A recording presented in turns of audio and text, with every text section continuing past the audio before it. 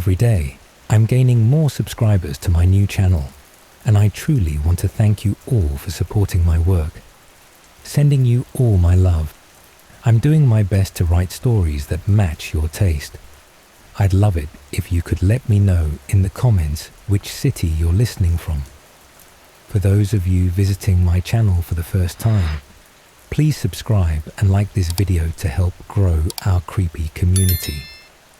Tonight, we're diving into a new horror story about a man who bought what seemed to be just an ordinary radio. Stay tuned until the end of the video to find out what really happened. I don't think it'll be what you expect. Enjoy.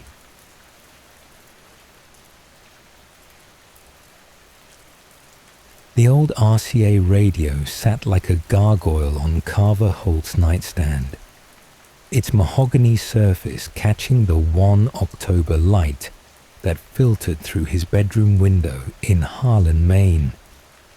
Nobody questioned why he'd bought it from the estate sale.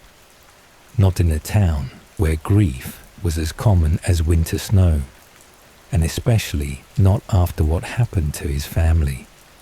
The purchase itself had been unremarkable. Just another Wednesday afternoon spent avoiding the empty rooms of his house. The silence that screamed louder than any headline he'd ever written for the Portland Herald. The seller, Mrs. Dawson, had wheezed through her cigarette-ravaged throat as she'd shepherded him through rooms cluttered with the detritus of Reverend Mrcreepypasta's life. Been in his family since the war, she'd said, nicotine-stained fingers trailing over the radio's ancient dials. Her touch had been reverent, almost fearful. Funny thing about it, folks say they heard him preaching through it even after the cancer took him, clear as Sunday morning. Carver had nodded, not really listening.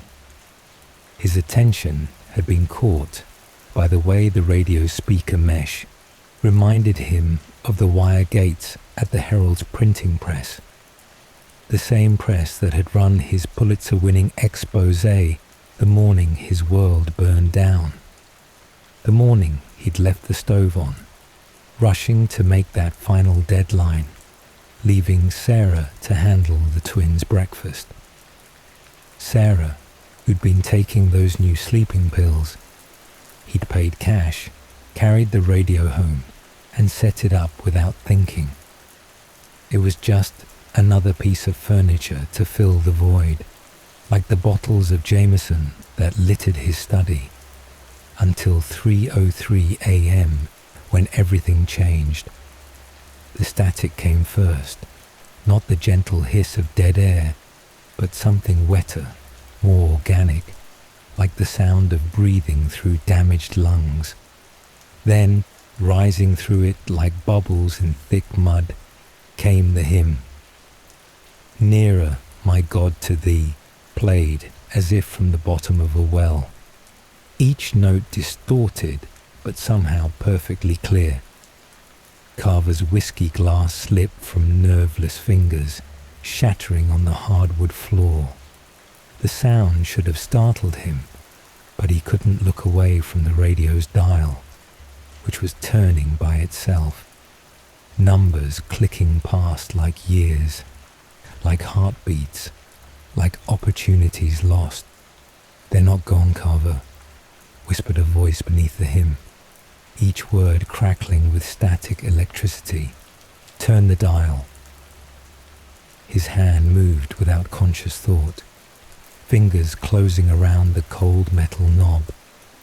The needle swung to 121.0 FM, a frequency that shouldn't exist, couldn't exist. And then he heard it, high and clear and terrible in its innocence, his son's laughter.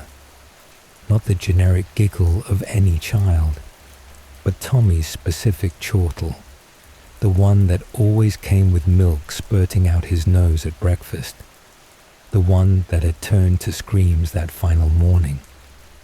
The radio's wood felt warm beneath his trembling fingers, like skin, like fever, like fire. And somewhere in the static, something was beginning to preach. The extension cord lay severed on Carver's basement floor, its plastic sheath split like a snake's shed skin. His hands still trembled from the cutting, red marks where the wire cutters had bitten into his palm. The radio shouldn't work anymore, couldn't work anymore. But it did. By midnight, it had somehow migrated from the garden shed, where he'd buried it under 3 feet of cold Maine soil, back to his nightstand.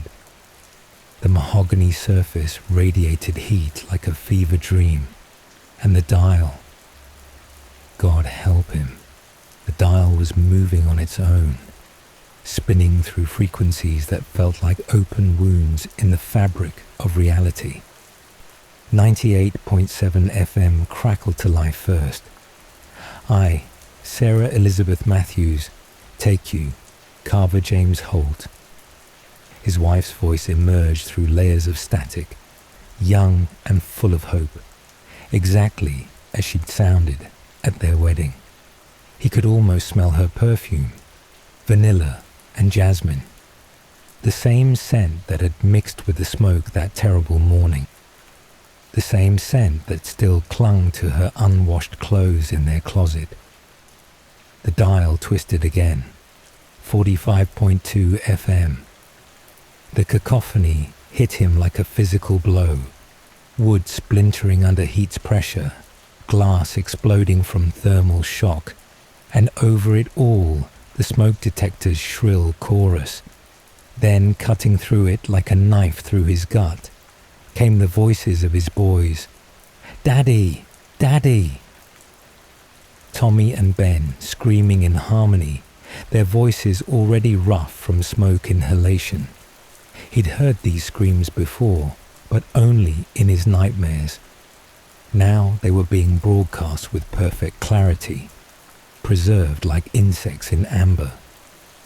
The dial moved once more, settling on 121.0 FM, with the finality of a coffin lid closing.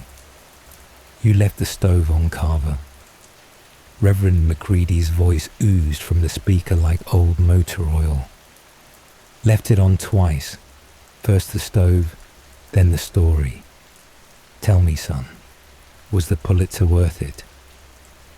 Carver's hands shook as he reached for his bottle of Jameson, but the liquid inside had turned dark and thick, like old blood. On his desk, framed behind spotless glass, the Pulitzer citation mocked him. For outstanding investigative journalism, Carver Holt's expose on Mayor Richard Conway's corruption ring. The story that had made his career. The story he'd been rushing to finish that morning, leaving Sarah to handle breakfast for the twins. Sarah, who'd been taking those new sleeping pills, who'd mentioned the night before that the stove had been acting up. "You always were a good investigative reporter," the Reverend's voice crackled. "So thorough with everyone's sins but your own." The radio speaker mesh bulged outward slightly, like something was pressing against it from the inside. The temperature in the room dropped until Carver could see his breath, but the radio remained fever-warm, pulsing like a heart. His Pulitzer certificate began to smoke, the carefully typed words rearranging themselves. For outstanding negligence, Carver Holt, the price of ambition. The radio stations continued their relentless rotation, each frequency now a different memory, a different accusation. The sound of his children playing in the backyard, Sarah singing in the shower, the editor's voice, "This is Pulitzer material, Holt. Drop everything else." He'd dropped everything else. The dial spun faster now, the frequencies bleeding together like watercolors in rain. And underneath it all, growing louder with each rotation, came the sound of something that might have been laughter, might have been screaming, might have been both. Carver reached for the power cord again, but his fingers found only warm, pulsing flesh where the cord should have been. The radio had no need for electricity anymore. It was feeding on something else entirely. Harlan Cemetery crowned the highest hill in town, its wrought iron gates warped by decades of Maine winters. Dead radio towers rose like medieval crosses against the purple twilight, their guy wires humming in the wind. Or perhaps, Carver thought, as he stumbled between the graves, they weren't humming at all. Perhaps they were whispering. He'd driven here half mad with sleep deprivation, following coordinates that had appeared in the condensation on his bathroom mirror. 44 degrees 21 minutes north, 121 degrees 0 minutes west. The numbers that kept repeating through the radio's endless broadcasts, through his wife's voice, through his children's screams. Reverend Mrcreepypasta's grave wasn't hard to find. It stood apart from the others, a granite monolith split perfectly down the middle, as if struck by divine lightning. The crack wasn't jagged but smooth, surgical, revealing a darkness beneath that seemed to swallow the beam of Carver's flashlight. The earth felt wrong as he dug. Not just soft, that would have been expected after the recent rains, but yielding, almost eager. His shovel sank into the soil like it was diving into black water, and each scoop revealed not dirt, but a substance that writhed and twisted in his flashlight beam. The hollow space beneath the tombstone opened like a mouth. Cassette tapes, hundreds of them, each labeled in precise handwriting, Sermon 121. They filled the grave where Mrcreepypasta's body should have been, their plastic cases gleaming wetly in the darkness. Some looked ancient, others fresh as tomorrow's sins. Carver's hands shook as he picked up the first tape. His car's old stereo accepted it, with a mechanical hunger. Sarah's voice filled the car, but not as he remembered it. This was Sarah as she must have sounded in those final moments, throat raw with smoke. You always chose the paper over us. Every time, Carver. Every single time.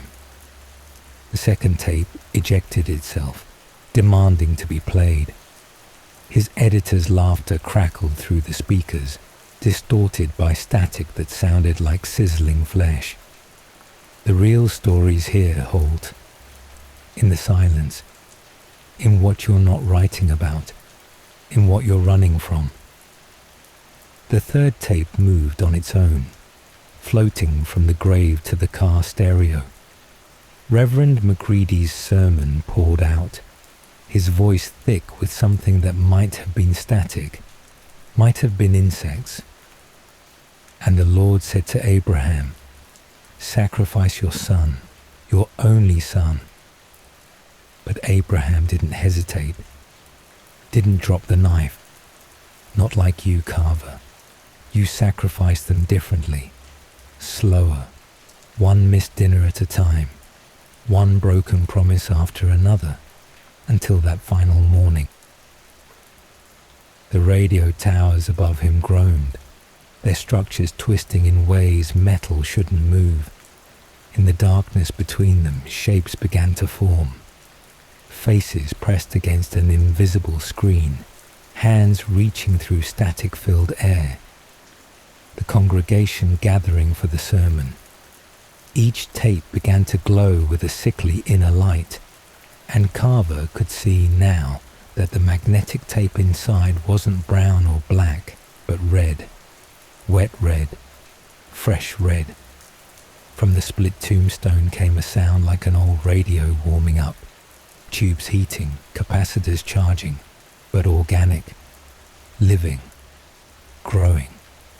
The Reverend's voice emerged from the crack, no longer coming from the tapes. Your story's not finished, Brother Holt. Your testimony isn't complete, but don't worry. Static figures began to emerge from between the towers, their forms flickering like bad reception.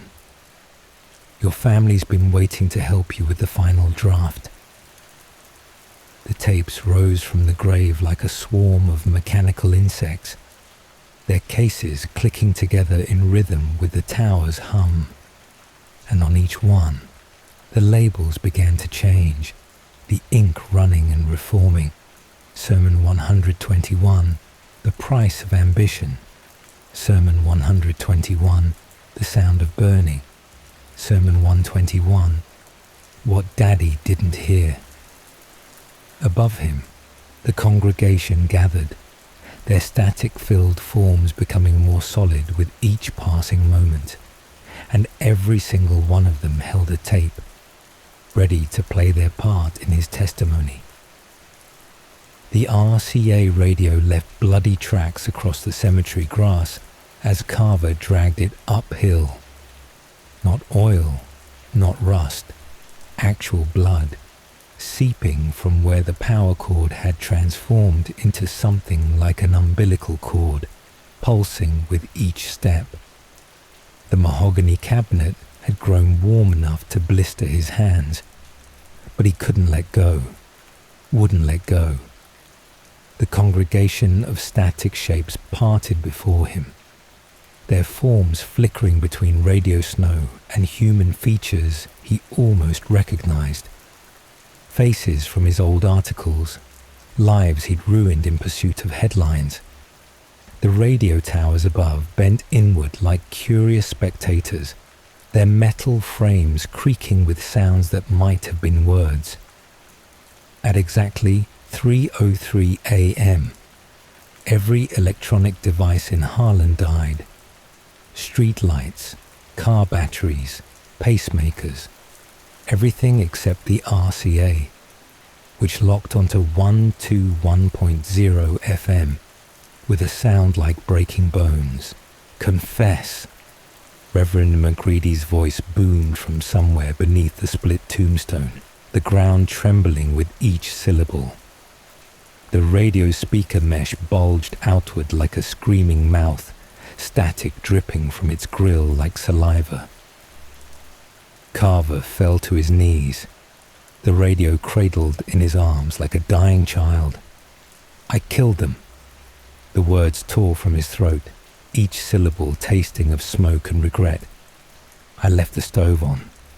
I knew it was acting up, knew Sarah was taking those pills, but the story... God help me, I wanted the byline more than them. The static swallowed his confession, churning it through waves of white noise until it became something else, something older and hungrier than guilt. The radio's dial spun like lottery wheels, each click accompanied by a memory. Click. Tommy asking, "When's Daddy coming home?" Click. Ben's drawing of their family, Carver represented by an empty chair. Click. Sarah's last voicemail. The stove's acting funny again.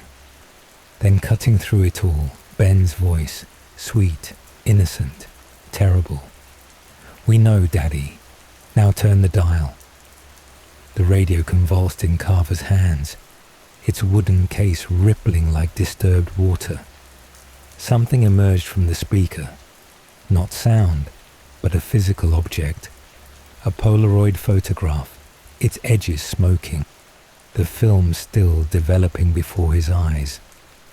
The image cleared like a rising fog. His family, alive but changed, trapped behind what looked like a radio's mesh screen. Sarah's smile was too wide, showing too many teeth that glinted like vacuum tubes. The twins' eyes reflected back radio static, their small hands pressed against the invisible barrier of their prison, and behind them all stood Reverend McGreedy, his face a cancerous bloom of wires and electrical components, his collar leaking black fluid that might have been oil, might have been blood. "Sermon's over," Ben's voice crackled, no longer just from the radio, but from the air itself, from the towers, from the earth. Time to join the flock. The congregation moved closer, their static-filled forms solidifying. Carver could see their faces now. Every person he'd ever sacrificed for a story, every life he'd ruined for a headline. They raised their hands in welcome, fingers elongated into antenna arrays, mouths opening to reveal speaker grills. The Polaroid began to smoke in his hands, the image changing again. Now it showed an empty chair in front of the radio, waiting for him.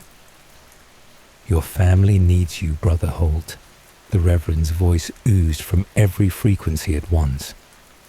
"The story needs its ending, and this time." The radio's cabinet split open like a blooming flower, revealing a nest of writhing wires and pulsing tubes that reached for him with terrible purpose. "This time, you won't miss the deadline."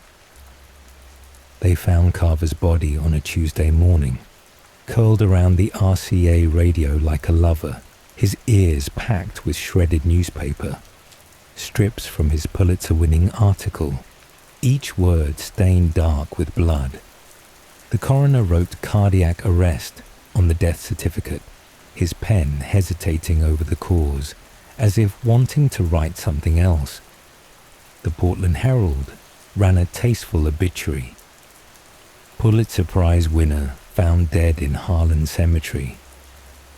But they didn't mention how the radio towers bent toward his body like mourners at a grave. They didn't write about how every electronic device in the county glitched at the moment of death, displaying the same message across their screens. Deadline met. The RCA vanished from the evidence locker 3 days later. The security cameras caught only static. Now, in Harlan, something strange happens after midnight. Every radio, every television, every baby monitor and cell phone finds its way to 121.0 FM. Through layers of static and electronic noise, Carver's voice loops endlessly, a broken record of remorse. "I'm sorry, I'm sorry, I'm sorry." But beneath his litany of guilt, another voice speaks. Reverend McGreedy's words slither through the white noise like serpents through dead grass. "Apologies are ad space, son. And here, we're always live." Then the static clears, just for a moment, and a different voice cuts through. Clinical, professional, unfamiliar. Patient continues to respond to guilt-induced hallucinations.